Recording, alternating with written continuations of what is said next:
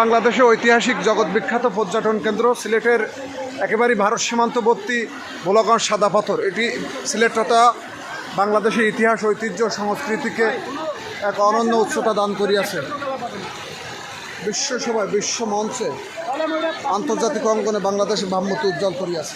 এখানে সামগ্রিক প্রেক্ষাপট আপনারা দেখুন, অনেক সুন্দর পাহাড়ের ভিউটা যে দারুণ লাগে।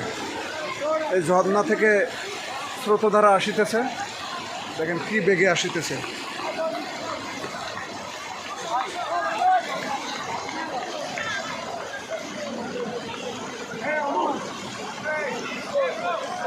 অনবদ্য পরিবেশ, দেখেন কি একটা নস্টালজিক।